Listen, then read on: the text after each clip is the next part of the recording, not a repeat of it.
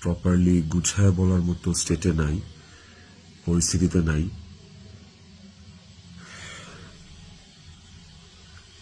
আপনাদেরকে আমি কয়েকটা কোয়েশ্চেন অ্যান্সার দেওয়ার জন্য আসলে ভিডিওটা করতেছি, যে প্রশ্নের উত্তরগুলি আপনাদের কিছুটা হলেও কনফিউশন দূর করবে।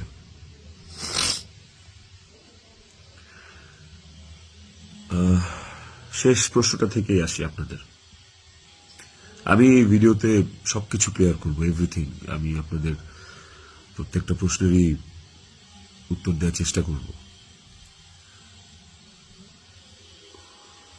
তো আপনাদের শেষ প্রশ্নটা ছিল যে যে মানুষটা একটা মানুষকে ভালোবেসে ভালোবাসা প্রমাণ দিতে যে আত্মহত্যা করে চলে গেল, মরে গেল, আমি ওই মানুষটা শেষবারের মতো মুখটাও দেখতে আসলাম না। এই যে আপনাদের প্রশ্নটা,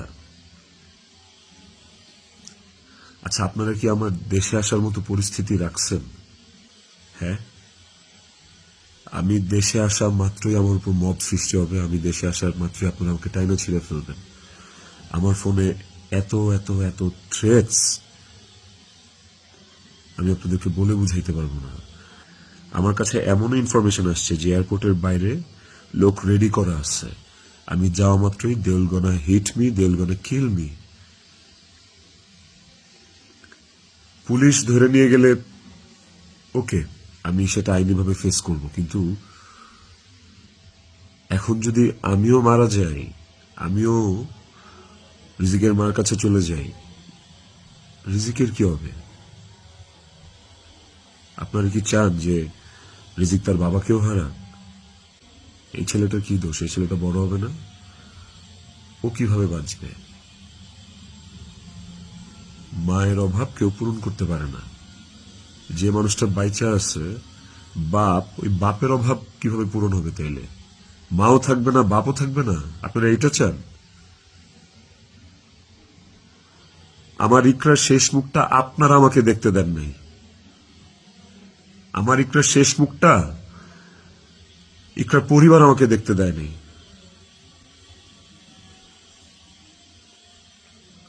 16 বছর সংসার করছি, 16 বছর একটা শত্রুর সাথেও যদি কেউ এক ছাদের নিচে থাকে, সে মারা গেলে তার চেহারাটা দেখার জন্য ছটফট করে মানুষ। আর আমার বউ ছিল, আমি ভালোবাসা তার বিয়ে করছি, ওই মানুষটা মারা গেছে, তার শেষবারের মতো তার চেহারাটা আমি দেখবো না?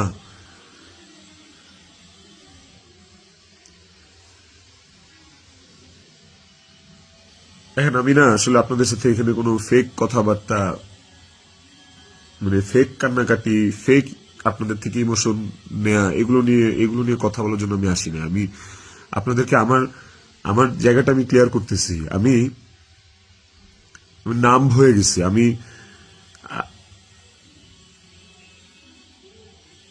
আমারও মনে হয় যে আমি যে কোনো সময় কোনো একটা দুর্ঘটনা ঘটায় ফেলতে পারি, বাট ওই মুহূর্তে যখন রিজিকের ফেসটা আমার চোখের সামনে আসে না, আমি নিজেকে শক্ত না করা ছাড়া আমি কোনো উপায় দেখি না। কারণ এখন আমার কাছে সবচেয়ে ম্যাটার করে রিজিকের লাইফ। ইকরা নাই, ওকে আর ফিরায় আনা কোনোদিন সম্ভব না।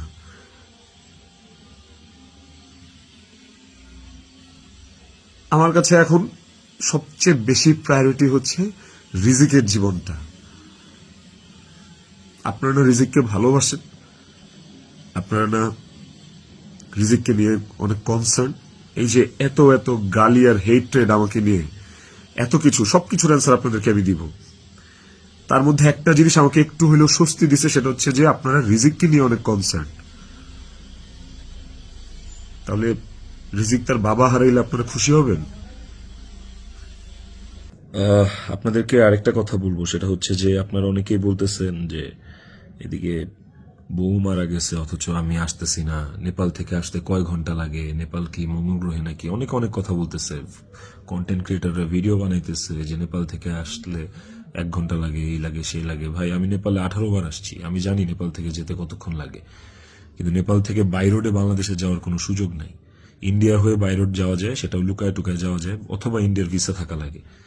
কিন্তু যেদিনের ঘটনা, সেদিন আমি এমন কোনো চেষ্টা বা প্রয়াস বাদ রাখি নাই যে নেপাল থেকে বাংলাদেশে যেন আসা যায়।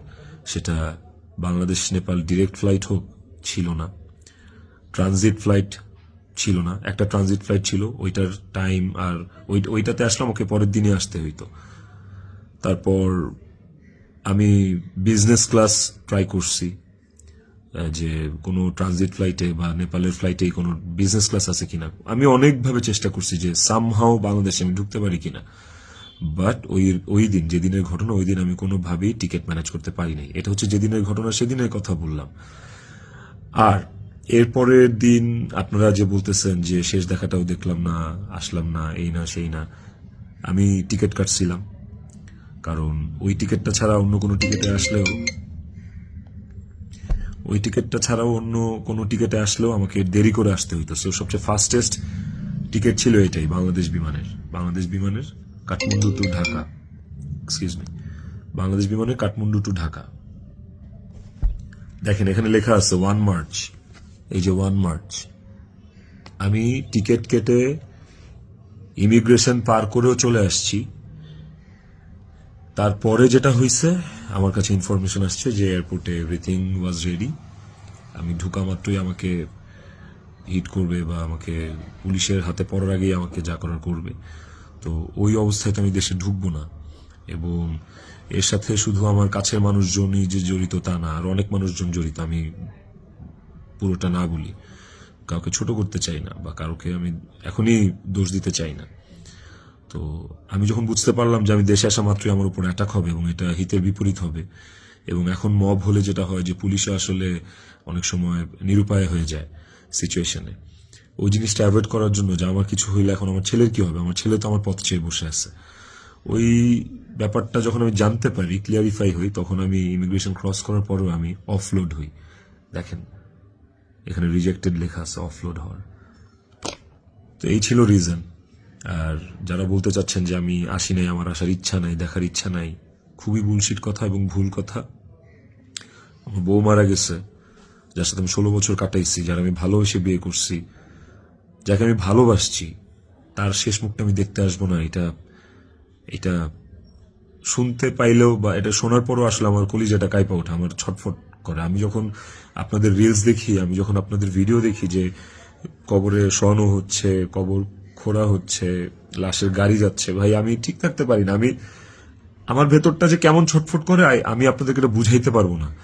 এটা বুঝানোর সাধ্য কারো নাই, যার যায় সে বুঝে, বিশ্বাস করেন, যার যায় একমাত্র সে বুঝে, আর কেউ না।